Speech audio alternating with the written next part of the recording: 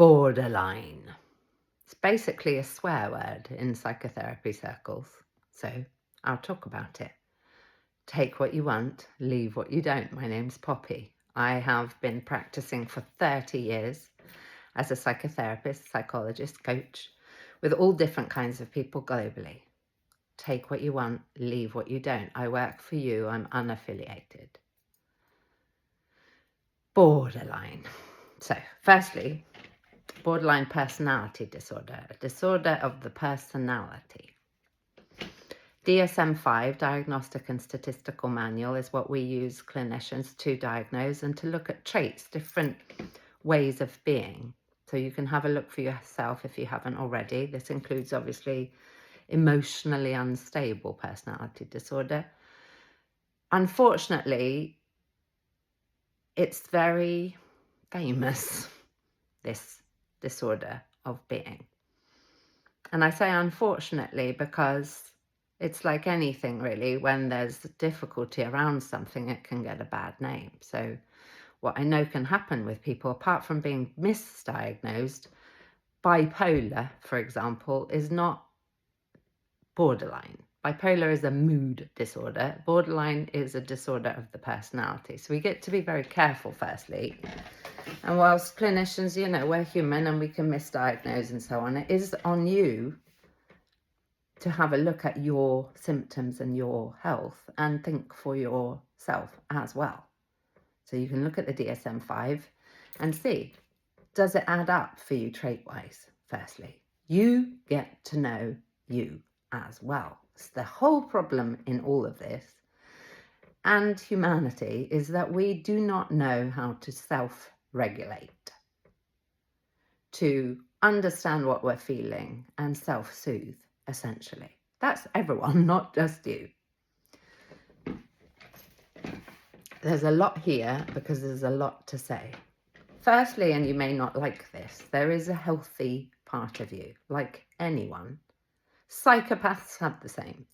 Inside of you is a very, very healthy part that can self-regulate because you're a divine being and you know what love is. So in life, love or fear, you know what love is, you do. And if you didn't, you wouldn't protest so much about not having it. So that healthy part of you, you get to bring that forward, please, and let's work together.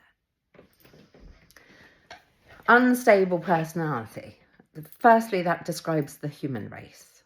We're not taught how to self-regulate. We're not taught how to manage any of this. So firstly, it's a setup. The other is when we talk about instability and personality disorder, here's how I think of it in my head, is you know those ropes that people use in the gym?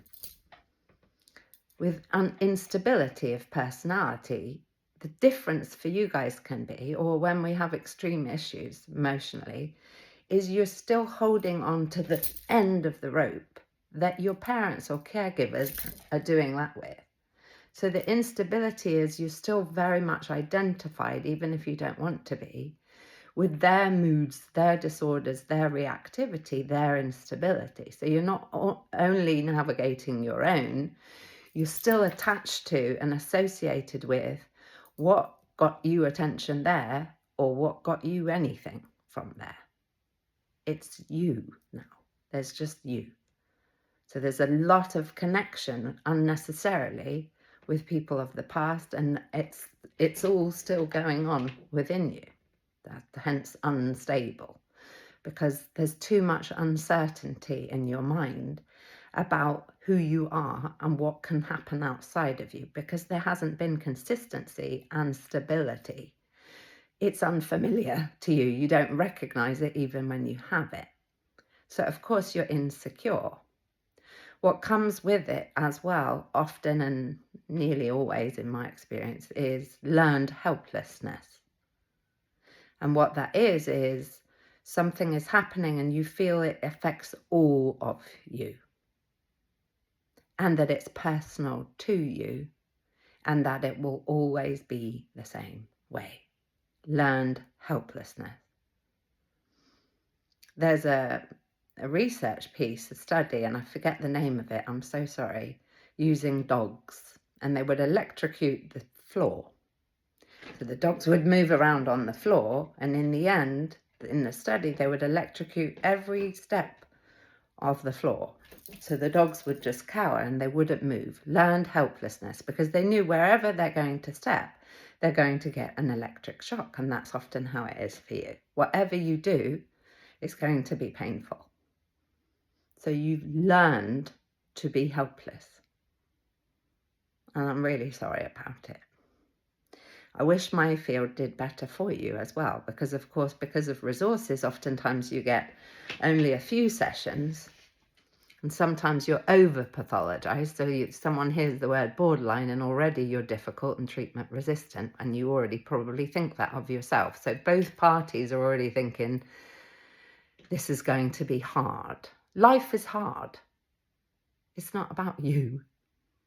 Which is the other thing that we get to be careful of, is sometimes you over-identify with a label because there's a lot of value in doing that. And it's not necessarily deliberate. We all do it, is we will do things repeatedly and obsessively if we meet more than 3 of our human needs. So if you're over-identified, if your association a lot is with my medication and my borderline and all the things, one, our culture grooms us to do that, over-identify with one part of us. However, there will be, I'm sure, a lot of benefits from you doing it, which means you're not accountable to your behaviour because you have a very, very, and I'm sorry for it, I truly am, damaged history. So that can become an excuse, and people can enable you because you intimidate, because you're tough as tough. I mean, respect, and I mean that. However, that doesn't help you, because people have a lot of issues with confrontation and speaking directly to it. We don't have integrity or courage in our culture, generally speaking. We're not taught it, so we're avoidant and passive aggressive instead. You can do that too. Because you don't know about boundaries? How would you? Nobody's taught you that, and equally your parents or caregivers wouldn't have had any. No accountability for their behaviour. And they didn't teach you or model for you what's okay and what's not a boundary. So guess what? You get to learn what your parents didn't. And yes, I agree with you. Whoever did that stuff to you, in an ideal world, they would have known how to self-regulate and how to treat you like the precious individual you are. However, they didn't. You get to learn it. Or you could stay in this passive-aggressive, angry, pushing other people away, damaging other people because you're so stacked and triggered and angry, and they feel hopeless and helpless, and they give up, or they whatever it is, nobody can win with you. Because, of course, you don't trust us, because why would you? Nobody's been trustworthy before.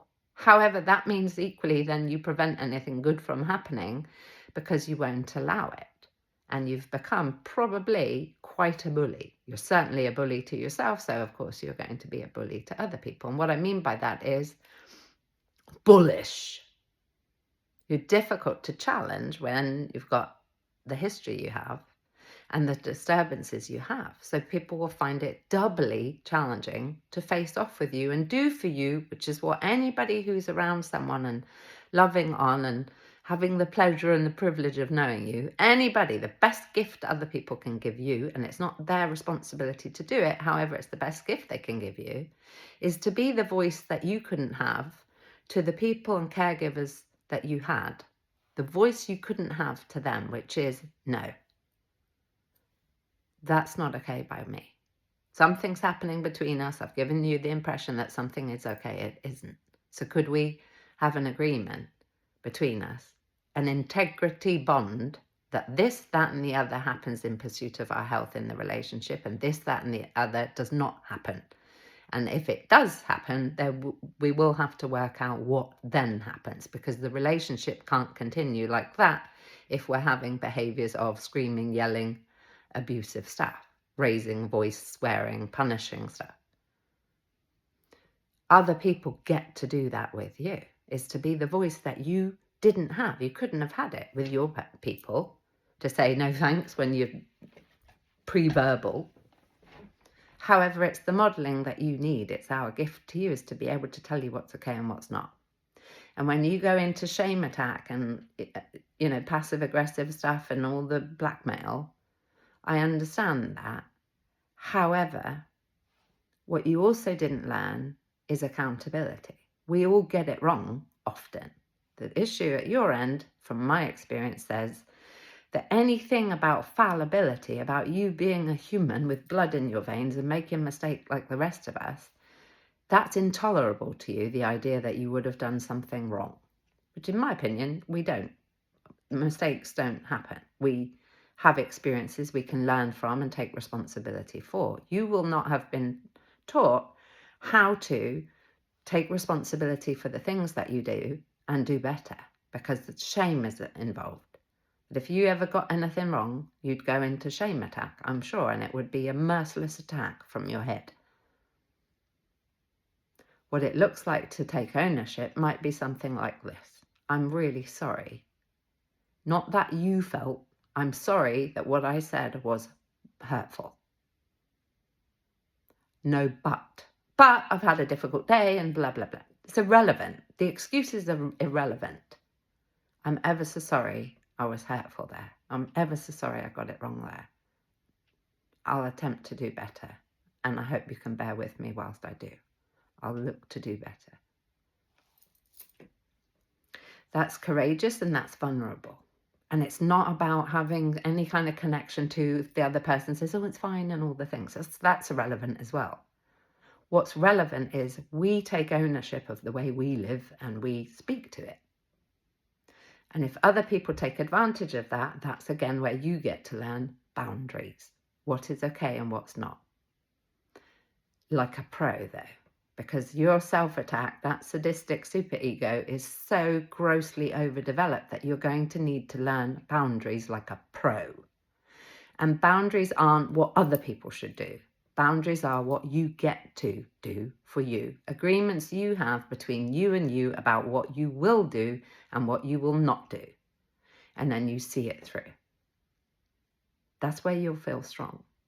So the kinds of things you can do to help you is certainty. You don't have enough certainty, things you can predict. So there are daily practices you can use to do certain things when you get up and certain things when you go to bed. And I'm not talking obsessive compulsive stuff. I'm talking guidelines. So for example, me, 50 things I'm grateful for before I get out of bed. Yes, 50. Exercise, whatever it is, we've got to move. I choose my focus very specifically, and not because I have a disorder of anything, because I'm human and I get to thrive and model proven practices from people who thrive. So it will be what's my word of the day and so on. I have courses on this, a lot of them. And in the evening reflection questions. What am I proud of today? What inspired me today? What did I learn about me today? What could I do better tomorrow? Our growth and our development is spiritual needs to grow and to contribute to greater than us because of how wonderful we are. You get to learn this stuff, and I'm sorry it hasn't been taught to you, but what I do know is there's love and fear in this world. So if things that you're doing to yourself and saying to yourself aren't loving, then what that leaves is fear, that you're in a chronic state of fear and anxiety, and that equally is like the rope attached to whoever it is doing whatever they did do at the beginning. It's still happening now. That's why you're emotionally unstable. And I'm sorry if that comes across like this thing. Every human I've ever met has been at one time or other very unstable. It's an unstable plane. It's a bipolar world. Night, day, black, white, happy, sad, well, unwell. So be careful you're not allowing yourself or doing it to yourself to be gaslit by life. You're not the only crazy in the village. Let me tell you that straight. The way we think in our culture, what we think is okay, what we allow to be okay, it's not well. We all have a mental health and we all have physical health. They're the same thing. You can't separate them. So what you could do, starting point, is to start training yourself how you confront and work with shame. Shame. I'm bad. The whole of me is bad. No, it isn't. You couldn't possibly be. You're not. So you could use Byron Katie's The Work. 4 questions. Can I absolutely know it's true? It's the second question, actually. Is it true? Whatever you're thinking. Can I absolutely know it's true? Is the second one. What do I do and feel and think when I believe this thing is true? And the fourth question, what would I be doing if I wasn't believing this, thinking this, and feeling this, or doing this? What would you be doing if you weren't in your head ruminating desperately about how terrible somebody is or whatever? I tell you what you'd be doing. You'd be feeling the real feelings of what's actually going on, the bigger issue. And I'd love it for you if somebody could support you. And if they're not, then it's not meant to be. There's something else meant to be. So this idea that we have of I have to have it my way, my way, my way, otherwise everybody's bad and everybody's letting me down and I'm too vulnerable and how could they do this to me and blame, blame, blame is the first thing that very unaware and unreflected people do is blame other people. That's what you grew up with. So of course you would do it. So if you'd like to do it differently, here would be a suggestion that I have, and then I'll just check and see if I've missed anything from my notes. Address the shame. Firstly, I'll be the hope on it for you until you can be. You've done nothing wrong to be ashamed of. We all do bad things. We're not bad. You're not bad, the whole of you. That's impossible. You may have done bad things. I've done horrendous things. So much that I couldn't even think I could survive because it was so awful. Welcome to the human race. We all do bad things. And anybody that says they don't, let's send them love and light because they're deeply in denial. And probably they have the same kinds of issues you have, that they cannot possibly take ownership of anything because the shame attack is so merciless. We all do bad things. Your generosity of spirit will start to grow. So will your confidence. So will the health and wealth of your relationships if you start to be able to say, yeah, I could have done better there. And then very gently witness your own attack on you for being less than perfect. You get to be careful there. So what I would advise is have a think. Let's go small. 6 months. The kinds of conflicts you've had.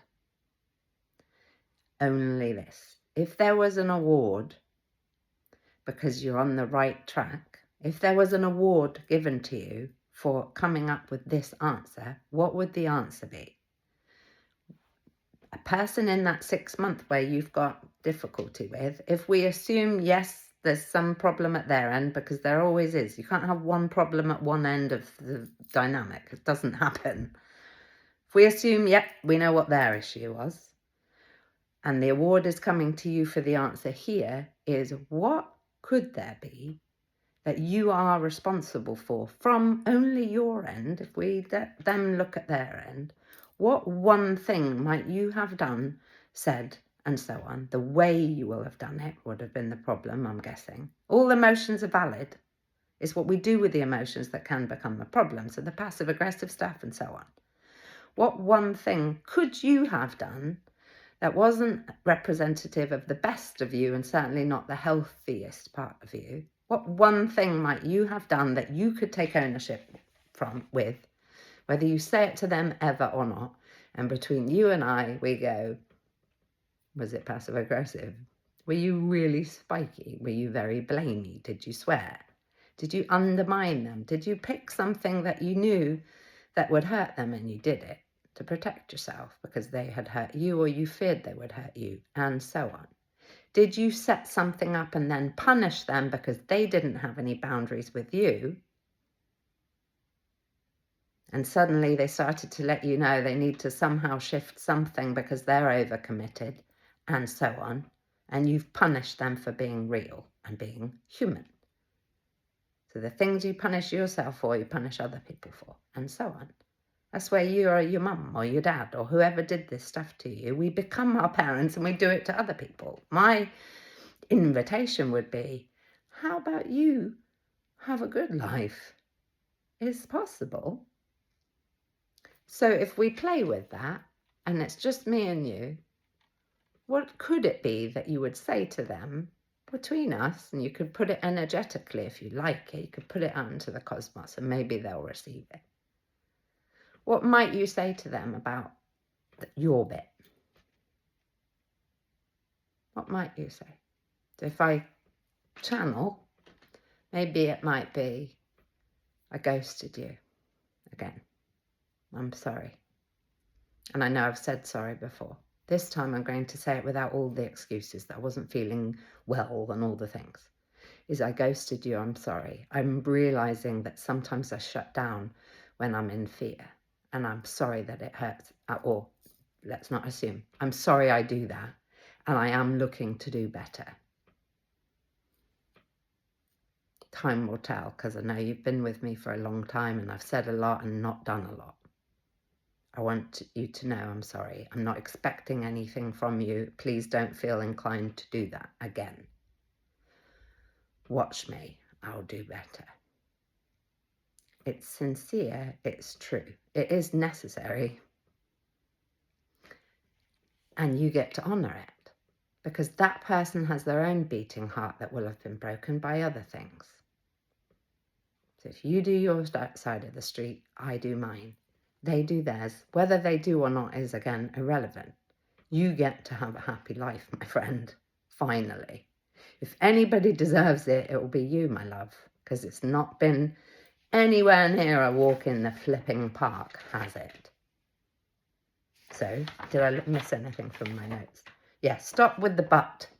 Apologising with a but is not an apology. That's just a cop-out. The manipulation, oh, I can't, all the stuff. We know, right? The manipulative stuff. Oh, I can't do it because I remember. And there's always a reason. It's a reason. However, it's an excuse. So quit the excuses and let's use that healthy, functional adult part that knows about moderation and boundaries, because you have it. We all have it in us, this healthy part. We do. I do it sometimes. I'm like, wait, let's, my inner governor, where is she? Come out, right? Take control. Community of selves we have, in my opinion. There's the little you. There's the teenage you. There's the academic, brilliant brain you. If you're neurodiverse, bravo, genius. Thank you for your brain. I'm sorry it's not probably been put on a flipping pedestal where it belonged. There's an inner governor, the wise higher self in you. You get to bring her or him forward and say, hey, could you take control of the rest of us? Not to make anything else or any part of you bad. Never. That's totally inappropriate. Ego. We need the ego. The ego is the fear and judges and so on. However, long story, we need it. Don't make things bad. Is you can call forward the part of you that is the Mother Earth, wise, genie, Yoda, God, descended masters, the spirits, the angels, all the things. Universal intelligence. It's right here in your heart, without the excuses, without the fear, here. And you say, could you come forward, please, and help to self-soothe and self-regulate? Is it good for me? Or is it not good for me? Is it life-giving? Or is it draining? The things that maybe you've been doing to cut yourself, to threaten, and on and on and on. Those are not for you, pro you. They're attacks on you. It's where you're taking the past and you're cutting yourself with it in some kind of way. That's attack. That's hate on yourself. When I liked myself enough, when I loved myself enough, I stopped making excuses. When I loved myself enough, I started treating myself like someone worthy of love. So my challenge to you is 1% shift every single day for the rest of your days. 1% shift in the direction of your health. And keep your eye on that every single day. Who do I get to be in this world? What do I get to create? And what gets me on that path every single day aligned with it, and say no to anything else that's not it. And I will be over here doing the same, thinking of you. Sending love.